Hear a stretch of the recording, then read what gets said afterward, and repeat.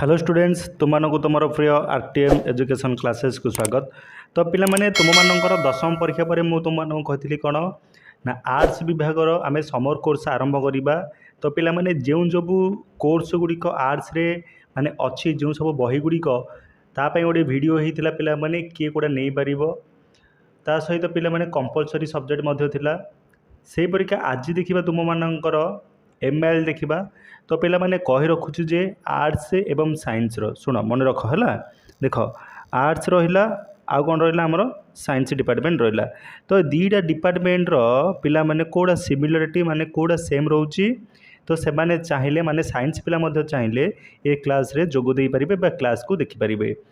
तेबे जो आम रहा इंग्लीश रहा और जो ओडिया रहा सेटा बोथ साइंस एवं आर्ट्स रो ता सहित पिला माने कॉमर्स पिला मानकर मध्य सेम थाउची। तो जदि साइंस पिला माने चाहिए और कॉमर्स पिला माने जदि चाहिए तेबे से जो वीडियो गुड़िक जो तैयारी करा होची आर्ट्स पिला से वीडियो जाक से माने देखि पारिबे। तो पिला माने देख आर्ट्स साइंस कॉमर्स रे एबे ही मु कहली इंग्लीश आउ ओडिया सेम रोची। से दृष्टि कौन कौन सब सिलेबस रे क्यों कौन सब पाठ अच्छे पिला माने देखि नियो। तेबे समर कोर्स को पिला माने भल भाव किछि जान समर कोर्स रे जो सब पाठ पढ़ुचे कारण तापर तुम मैंने समर पर रियल कोर्स जाक कर से सेकेंड इयर कोर्स कर। तेरे देख फास्ट इयर कोर्स रे कौन कौन रोचे प्रथम आमर रहा कौन साहित्य देख। तेरे बहिर ना कौन ना बहिर नाम हूँ साहित्य ज्योति। जदि के मार्केट को जीव तेबे कह +2 आर्ट्स रो आमको साहित्य ज्योति दरकार से साइंस रो हे से कॉमर्स रे से गोटे वही पिला माने बुझल इंग्लीश आउ आर्ट्स सेम। सेपरी प्रथम एकक नाम कौन देख पिला माने गद्य गद्य रहा तुम सरस पदर झेलम नदीर संध्या मधुबाबू से ही स्मरणीय दिवस बुझल। सेपरी लेखक नाम देखिपार से द्वितीय एकक देला पद्य गद्य सरला पद्य पद्यर तुम कौन रोचे साहाड़ वृक्ष सापमोचन हिमकाल मित्रता पयर पशुची शरण आर मध्य कवि नाम देखिपार से एकांकिका देख अत्याचारित देखिपार कौन अत्याचारित से देला भालु उपद्रव सीमित संपर्क। से देला तृतीय एकक गला देख चतुर्थ एकक पिला माने कौन होची बोध ज्ञान परीक्षण जमती आम व्याकरण रोचे सेपरी गोटे व्याकरण विभाग ही बोध ज्ञान परीक्षण जोड़ा कि रहा अवबोध परीक्षण गद्यांश हो पद्यांशर सेपरी संवाद लिखन केमती सब लिखा जाउची। तो पिला माने सब ट्रिक कहबी। तो समर क्लास तो आज आरंभ है तेबे देख पंचम एकक प्रबंध व्याकरण प्रबंध केमती लिखब पत्र लिखन कौन ना आम जो सब फॉर्मेट दशम पकाउे नवम पकाउे से फॉर्मेट रू टिके सब चेंज हम। तो पिला टिके जस्ट टिके चेंज हम खाली जो फॉर्मेट जहाँ रहा आ बाकी सब सेम हम। तो पिला से गुड़ आलोचना करवा। तेबे ग देला व्याकरण व्याकरण तुम रहा पद प्रकरण विशेष विशेषण तेबे एगुड़े तो पढ़ीच एत तुमको हार्ड लगभग। तो आज प्रथम पाठ आम आरंभ करवा। तेबे प्रथम पाठ देख कौन दे अच्छी तेज पिला माने देखिपार प्रथम एकक है गद्य जोड़ा कि सरसु पदर जोड़ा गोटे आदिवासी कहानी आ तार लेखक होचंती गोपीनाथ महांती। तेबे प्रथमे चलो लेखक परिचय देखा तापर जाइकरी पाठरे क्यों सब विषयवस्तु बा सारांश अच्छी आलोचना करनेबा। तेबे पिला माने देख लेखक परिचय गोपीनाथ महांती हेले लेखक सरसु पदर गोपीनाथ महांती हेले लेखक। तेबे कौन सब दे अच्छी देख गोपीनाथ महांती 1914 रु 1991 है जन्म होता 1914 सेपरी योद्धाम त्याग करते मृत्युवरण करते 1991। आधुनिक ओडिया कथा साहित्यर प्रख्यात स्रष्टा भाव गोपीनाथ महांती सुपरिचित से जन असाधारण प्रतिभार अधिकारी ओडिया उपन्यास रचनार क्षेत्र में लेखन चालन कर एक नूतन दिगंत उन्मोचन कर विशेष भाव में आदिवासी जीवन चित्र अंकन में दृष्टिभंगी अनतिक्रम माने से विशेष भाव में आदिवासी मान चरित्र को लेकर विशेष भाव से उपन्यास कहानी लिखती। तांकर वर्णभंगी जेपरी स्वतंत्र सेपरी चित्र चरित्र उपस्थापना मध्य से अद्वितीय से मध्य गल्प प्रबंध रचना करी तांकर बहुमुखी प्रतिभार सूचना देइछंती। सेपरी गोपीनाथ उपन्यास गुड़िक जेपरी रससिक्त अन्य रचना मध्य सेपरी सुखपाठ माने पढ़िया भल लगे सेपरिक रचना जो सब गुड़िक रहा। गोपीनाथ महांती रचित उपन्यास रहा कौन कौन परजा हरिजन सेपरी अलग अलग पिला माने है परजा अलग हरिजन अलग अमृतर संतान दाना पानी माटी मटाल दादी बुढ़ा लय विलय क्षुद्र गल्प रहा क्षुद्र माने छोट छोट गल्प सब घास फुल उड़ंता खई सेपरी नाटक रहा नाटक कौन रहा मुक्ति पथे आलोचना है नाटक गोटे रहा मुक्ति पथे सेपरी आलोचना है माने आलोचन एक केतटा क्यारेक्टर अधिक थी सेपरी से आलोचना है कला शक्ति जीवनी रहा उत्कलमणि ହେଲା ଆତ୍ମଜୀବନୀ ନିଜେ ଲିଖିଥିଲେ। ଆଉ ଜୀବନୀ ମାନେ ଉତ୍କଳମଣି ଗୋପବନ୍ଧୁ ଦାସଙ୍କ ଉପରେ ସେ ଲିଖିଥିଲେ। ତ ଜାଣିଥିବ ଜୀବନୀ ଆତ୍ମଜୀବନୀ ମଧ୍ୟରେ କ'ଣ ପାର୍ଥକ୍ୟ ରହିଛି। ସ୍ରୋତସ୍ୱତ ପୁସ୍ତକ ଓଡ଼ିଆ ସାହିତ୍ୟର ଶ୍ରୀମଣ୍ଡିତ କରିଛି। ଭାରତବର୍ଷର ଉଲ୍ଲେଖଯୋଗ୍ୟ ସାହିତ୍ୟ ସମ୍ମାନ ଜ୍ଞାନପୀଠ ପୁରସ୍କାର ଲାଭ କରିବାରେ ସେ ଓଡ଼ିଶାର ପ୍ରଥମ ସାରସ୍ୱତ ସ୍ରଷ୍ଟା। ତ ଯଦି ପ୍ରଶ୍ନ ଆସିବ କେଉଁ ପୁରସ୍କାର ମାନେ ତାଙ୍କୁ ପ୍ରଥମ ମିଳିଥିଲା, ନା ଭାରତର ଉଲ୍ଲେଖିତ ସାହିତ୍ୟ ସମ୍ମାନ ଭାରତବର୍ଷର ହେଲା, ଯେଉଁଟାକୁ କହୁଛି ଜ୍ଞାନପୀଠ ପୁରସ୍କାର। ସେ କଟକ ଜିଲ୍ଲାର ନାଗବାଲିଠାରେ ଜନ୍ମଗ୍ରହଣ କରିଥିଲେ। ତ ମନେ ରଖ ଜନ୍ମସ୍ଥାନ ତାଙ୍କର କେଉଁଟା, କଟକର ମାନେ କଟକ ଜିଲ୍ଲାର ନାଗବାଲିଠାରେ ସେ ଜନ୍ମଗ୍ରହଣ କରିଥିଲେ। ତେବେ ସରସ ପଦର ସମ୍ପର୍କରେ କ'ଣ ସବୁ ଲେଖା ହେଇଛି ଦେଖ, ନା ଗୋପୀନାଥ ମହନ୍ତିଙ୍କ ପ୍ରସିଦ୍ଧ ଉପନ୍ୟାସ ପରଜାରୁ। ତ ମନେ ରଖ ଯେଉଁ ସରସ ପଦର ଆମେ ଯେଉଁ ଦେଖିବା ଆଜି, ସେ ସରସ ପଦର ପରଜା ବୋଲି ଗୋଟେ ଉପନ୍ୟାସ ଅଛି, ବୁଝିଲ କି, ଗୋଟେ ବହିଟା, ଗୋଟେ ବଡ଼ ବହିଟା ରହିବ, ତାର କିଛି ମାନେ ବିଭାଗ ରହିଛି। ସେ ଉପନ୍ୟାସରୁ ସରସ ପଦର ବିଷୟ ଆସିଛି। ଏହି ସ୍ମରଣୀୟ ଉପନ୍ୟାସର ଆରମ୍ଭ ଏହି ସରସ ପଦରୁ ହିଁ ହେଇଛି। ଯେଉଁ ଉପନ୍ୟାସର ଯେଉଁ ରହିଲା ପରଜା ଗୋଟେ ଜାତିଟା ହେଲା, ଜନଜାତି ଗୋଟେ, ସେମାନଙ୍କର ଯେଉଁ କାହାଣୀ ଯେଉଁ ଆରମ୍ଭ ହେଇଛି। ତ ପିଲାମାନେ ଯେଉଁଟା ଡାଉଟ୍ ହେଉଛି ତୁମକୁ କମେଣ୍ଟ ସେକ୍ସନରେ ଜଣାଇବ। ତା ସହିତ ଟେଲିଗ୍ରାମ ଚ୍ୟାନେଲରେ ଜଏନ୍ ହେଇଗଲେ ତୁମମାନଙ୍କୁ PDF ଦେବା ମଧ୍ୟ ସହଜ ହେବ। ତେବେ ଦେଖ ଯେଉଁ ପରଜା ରହିଲା ଗୋଟେ ଆଦିବାସୀ କହିଲି, ସେମାନଙ୍କ ଜୀବନଶୈଳୀ ମାନେ କେଉଁଠୁ ଆରମ୍ଭ ହେଇଛି, ଯେଉଁଠାରେ ଆରମ୍ଭ ହେଇଛି ସେଇଟା ସରସ ପଦର ମାନେ ଯେଉଁଠୁ ଆମେ ପଢ଼ିବା ସେଇଟା ହିଁ ତା'ର ପ୍ରଥମ ପାର୍ଟ ହେଲା। କୋରାପୁଟରେ ଲକ୍ଷ୍ମୀପୁର ଯିବା ରାସ୍ତାରେ ଧର୍ମଦୁଆର ଘାଟି ନିକଟସ୍ଥ ଛୋଟ ଗାଁ ସରସପଦର। ତ ଏଇଟା ଗୋଟେ ପ୍ରକାର ଉପନ୍ୟାସ ଯାହାକି ସତ୍ୟଗତ ଘଟଣା ଉପରେ ନେଇକରି ଆଧାରିତ କରାଯାଇଛି। ସରସପଦରେ 3 ଜାତିର ଲୋକ ବାସ କରନ୍ତି। ତେବେ କ'ଣ ଦେଖ ତେବେ ପାଠରେ ପଢ଼ିବା କେତେ ଜାତିର ଲୋକ, ନା ବହିରେ ଆମେ କହିଲେ ଏବେ କ'ଣ ସାରାଂଶରେ 3 ଜାତିର ଲୋକ। ତେବେ ଯେତେବେଳେ ପାଠକୁ ଯିବା ଦେଖିନେବା, ପ୍ରାକୃତିକ ପରିବେଶରେ ଭିତରେ ଗଢ଼ି ଉଠିଥିବା ଏହି ଗାଁଟି ଅତ୍ୟନ୍ତ ମନୋରମ। ଜନଜାତି ମଣିଷର ଜୀବନଚିତ୍ର ସରସପଦରେ ମିଳିଥାଏ। ସେପରି ଜନଜାତି ମଣିଷ ସର୍ବୋପରି ସେମାନଙ୍କ ସରଳ ନିଷ୍କପଟ ଜୀବନଧାରାର ସଫଳ ଉଦାହରଣ ସରସପଦର ଗାଁ। ସରସପଦର ବାସ୍ତବ ଓ ଜୀବନଧର୍ମୀ ବର୍ଣ୍ଣନା ପାଠକକୁ ସ୍ପର୍ଶ କରିବା ସହିତ ଜନଜାତି ଜୀବନଚର୍ଯ୍ୟାକୁ ଉନ୍ମୋଚିତ କରିବାରେ ମଧ୍ୟ ସହାୟକ ହୋଇଛି। ତେବେ ପାଠରୁ ଯେଉଁ ସବୁ ବିଷୟ ଗୁଡ଼ିକ ଆମେ ଶିକ୍ଷଣ କରିବା ସେଇଟା ମାନବ ଜାତି ପ୍ରତି, ମାନେ ଯେଉଁମାନେ ସହରରେ ରହୁଛନ୍ତି, ଯେଉଁମାନେ ନିଜ ସମ୍ପ୍ରଦାୟକୁ ଭୁଲି ଯାଉଛନ୍ତି, ସେମାନଙ୍କ ପ୍ରତି ଏ ପାଠଟା ଅଧିକାଂଶ ଗୁରୁତ୍ୱ ବହନ କରୁଛି। ତେବେ ଚାଲ ପୁରା ସମ୍ପୂର୍ଣ୍ଣ ପାଠକୁ ଆମେ ପଢ଼ିବା। ତ ପିଲାମାନେ ଏବେ ଆଲୋଚନା କରିବା ସରସପଦର।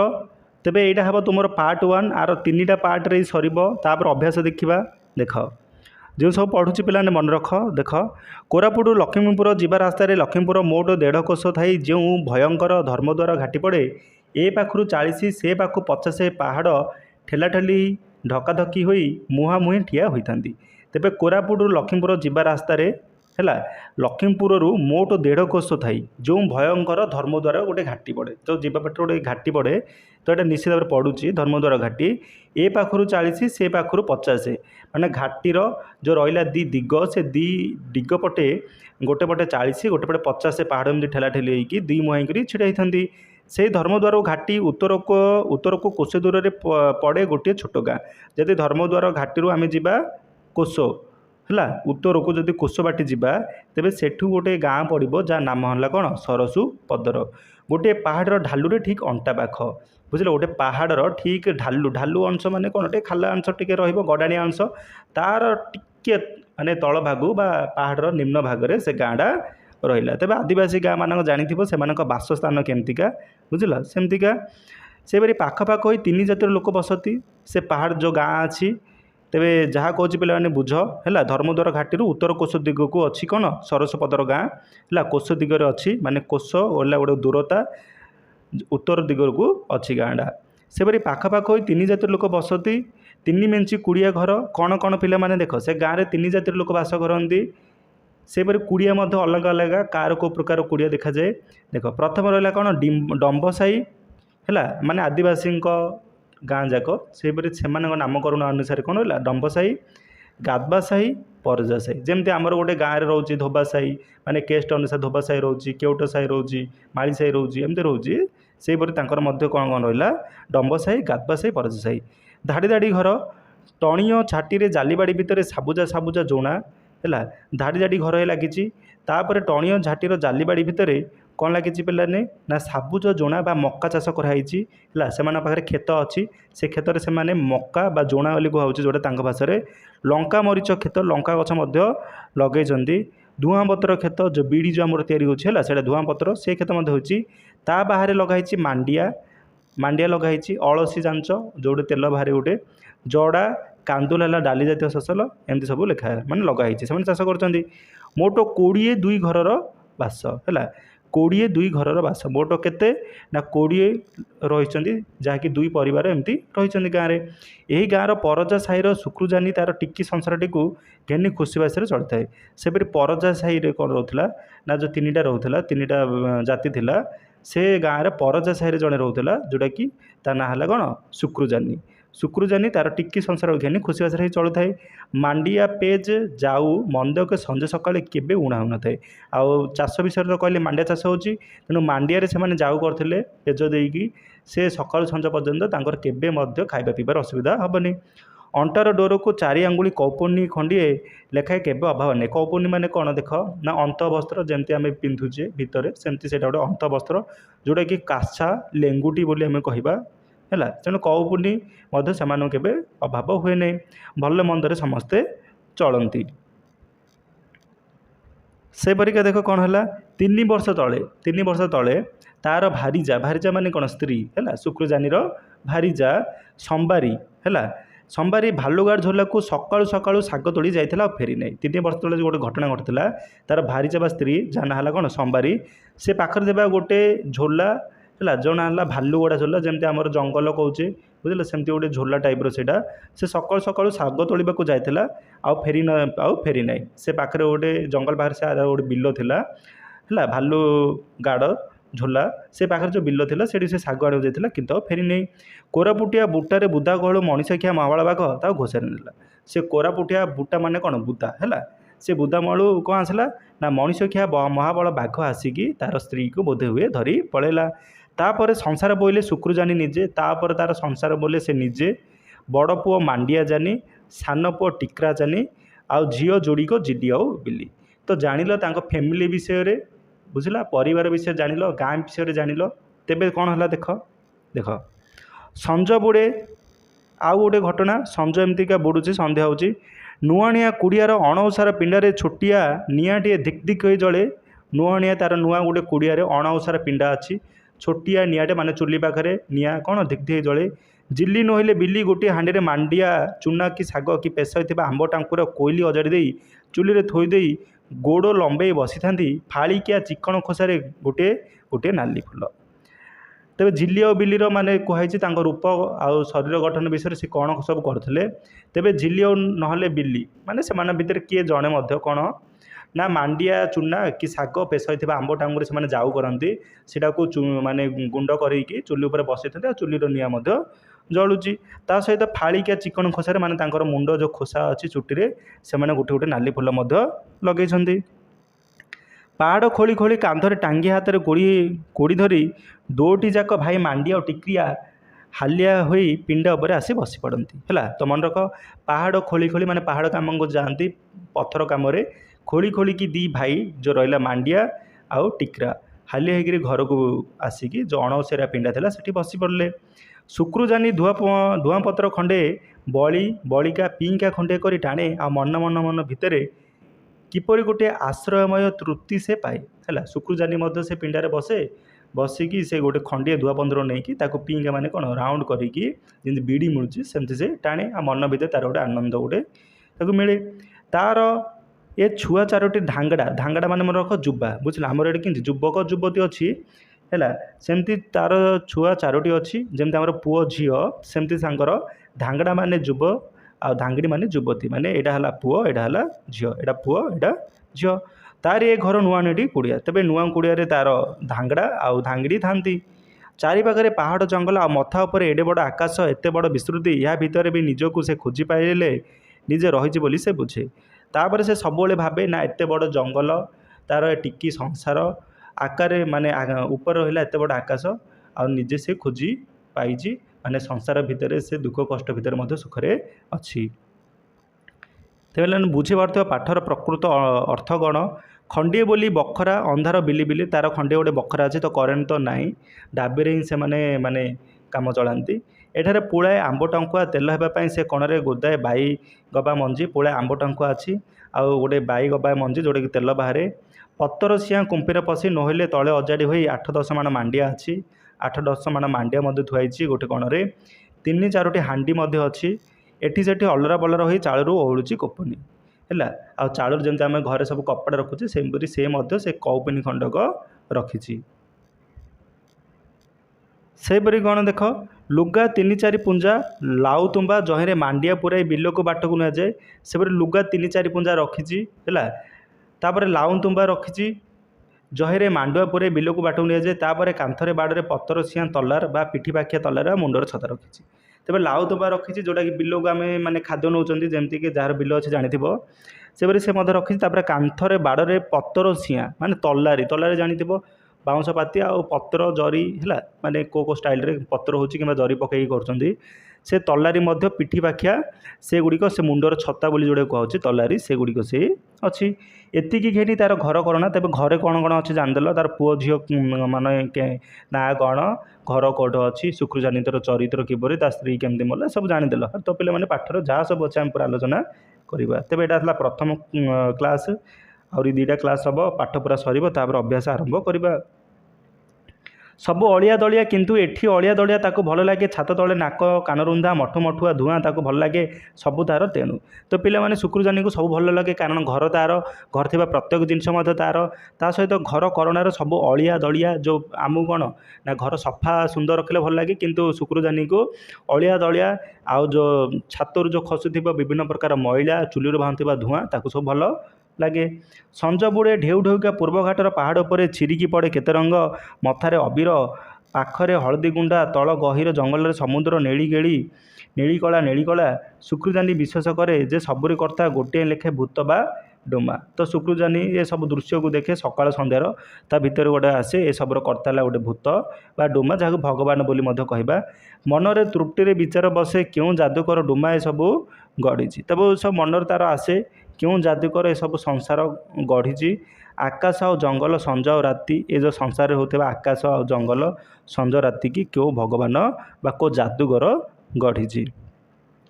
କେଉଁ ଡୋମା ଆଣିଦିଏ ସୌଭାଗ୍ୟ ଓ ଆନନ୍ଦ, ସେପରି କିଏ ଆଣିଦିଏ ସୌଭାଗ୍ୟ ଆନନ୍ଦ, କିଏ ଆଣିଦିଏ ଝଡ଼ି ତୋଫାନ ଦୁଃଖ ଦଶା। ଡୋମା ମାନେ କ'ଣ, ଭୂତ କହିଲି, ଭୂତ ବା ଡୋମା ହେଲା। ତେଣୁ କିଏ କ'ଣ ଆଣିଦିଏ, କିଏ ସୌଭାଗ୍ୟ ଆଣିଦିଏ, ଯେମିତି ଆମର ବିଭିନ୍ନ ପ୍ରକାର ଦେବୀ ଦେବତା ଅଛନ୍ତି ହେଲା, ସେହିପରିକା ସେ ମଧ୍ୟ ସେମିତି ବିଶ୍ୱାସ କରେ। ତାପରେ କ'ଣ ଦେଖ, ଏ ପାଖ ପାହାଡ଼ ମଥାନରୁ ତଳ ପର୍ଯ୍ୟନ୍ତ ଖାଲି ପାହାଚ ଚାଷ କରାହେଇଛି। ତେବେ ପାହାଡ଼ ବନ ଯେଉଁ ଚାଷ କରାହେଉଛି ହେଲା, ସେ ପ୍ରକାର ପାହାଚ ଚାଷ। ପାହାଡ଼ ତଳେ ଚାଲିଯାଇଛି ଗୋଟିଏ ଭୀମଙ୍କ ଲଙ୍ଗଳ ସିଂହ ବା ଝୋଲା। ପାହାଡ଼ି ନଈ ହେଲା, ପାହାଡ଼ି ନଈ ଯେଉଁଟା ଯେଉଁ କହିଲା ଭୀମଙ୍କ ଲଙ୍ଗଳ ସିଂହ ଝୋଲା, ମାନେ ସିଧା ଆକାରରେ ଗୋଟେ ନଈଟେ ଯାଇଛି। ସେଥିରେ କବ କରି ଡେଇଁକା ପାଣି ଚାଲେ।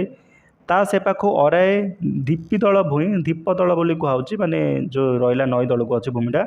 ସେ ଭୂମିଟା କେମିତି ନା ସନ୍ତସନ୍ତିଆ, ସେଥିରେ ଧାନ ଚାଷ ହୁଏ। ଯେହେତୁ ନଦୀଟା ଯାଇଛି, ତ ନଦୀର ପାଣିରେ ସେଇଟା ସନ୍ତସନ୍ତିଆ ଅଛି, ତା ମାଟି ଢିପତଳ ଜମିଟା, ତା ସହିତ ସେଠି ଧାନ ଚାଷ କରାହେଇଛି।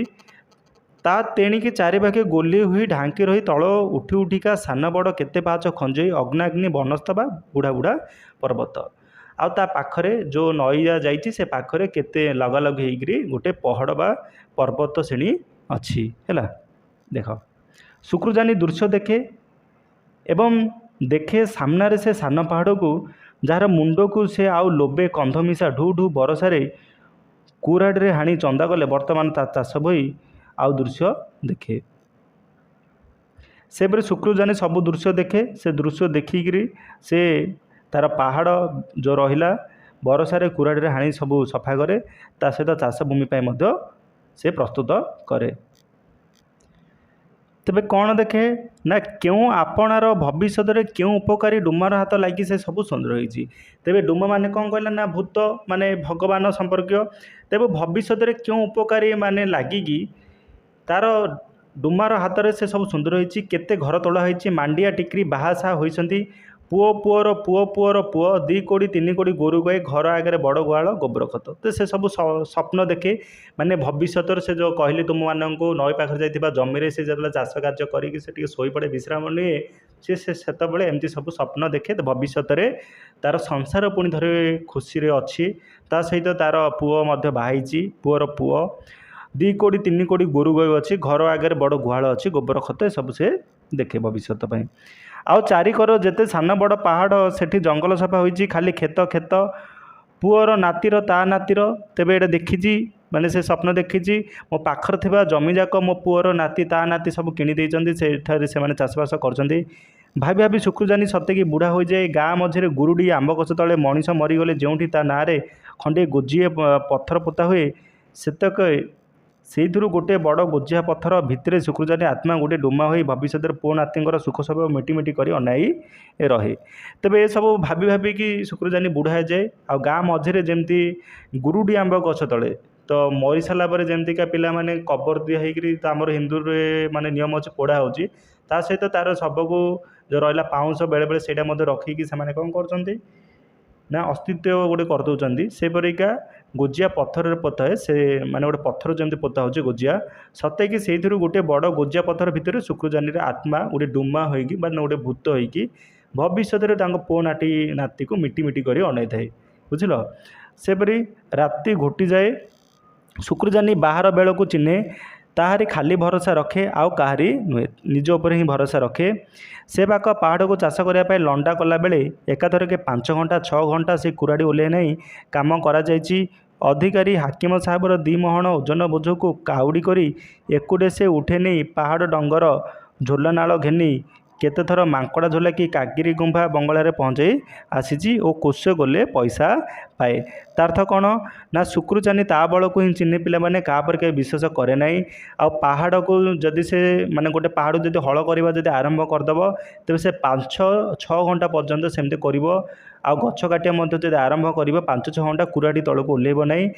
ସେପରି ଅଧିକାରୀ ସେଠାରେ ଥିବା ଗୋଟେ ବନ ଅଧିକାରୀ ବା ସାହେବ ବୋଲି ଯେଉଁଟା କୁହାଯାଉଛି ହାକିମ ସାହେବ, ତାଙ୍କର ମଧ୍ୟ ସେ ଯେଉଁ କାଠ କାଟୁଛି ବାହୁଙ୍ଗି କରିକି ନେଇକି ପାହାଡ଼ର ଡଙ୍ଗର ଝୋଲ ନାଳ ଘେନି କେତେଥର ମାଙ୍କଡ଼ ଝୋଲାକି କାକିରି ଗୁମ୍ଫା ବଙ୍ଗଳରେ ପହଞ୍ଚାଇ ଆସିଛି। ସେସବୁ ମାନେ ସେ ଯେଉଁଠି ରହନ୍ତି, ଆବୁଆ ବଳୁଆ ଦେହରେ ଗୋଡ଼ାଏ ପେଣ୍ଡାଏ ତା'ର ପଥର ଚମଡ଼ାଟି ତା'ର ବର୍ଷାତି। ତେଣୁ ତା ଦେହ ହେଲା କ'ଣ ଆବୁଆ ବଳୁଆ ଦେହ, କେଉଁଠି ମାନେ କ୍ଷତ ବିକ୍ଷତ ହୋଇଯାଇଛି, ଆଉ ଗୋଡ଼ ଯାକ ପେଣ୍ଡା ଯାକ ପଥର ପରିକା ଗୋଡ଼ର ପେଣ୍ଡା। ସେପରି ଚମଡ଼ାରେ ତା'ର ବର୍ଷାତି।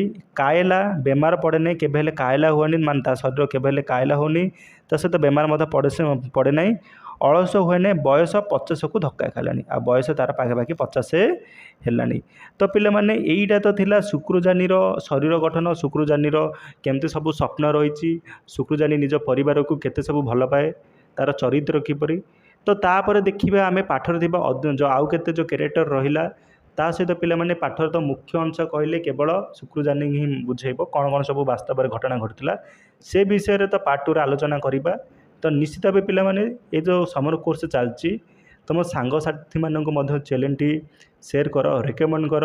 ତା ସହିତ ନବମ ଦଶମ +2 ଆର୍ଟ୍ସ କେବଳ ଏତିକି କ୍ଲାସ୍ ହେବ, ଏତିକି ପାଇଁ ହିଁ ମୁଁ କେବଳ ସମୟ ଦେଇପାରିବି। ଆଉ ଯେଉଁ ପିଲାମାନେ ସାଇନ୍ସ ନେଇଛନ୍ତି ତା ସହିତ କମର୍ସ ନେଇଛନ୍ତି, ସେମାନେ ମଧ୍ୟ ପିଲାମାନେ ଇଂଲିଶ ଆଉ ଓଡ଼ିଆକୁ ଚାହିଁଲେ ଦେଖିପାରିବ। ତ ପିଲାମାନେ ଆଗାମୀ ଅଧ୍ୟାୟରେ ଭେଟ ହେବା। ତେବେ ରହୁଛି, ଧନ୍ୟବାଦ, ଜୟ ଜଗନ୍ନାଥ।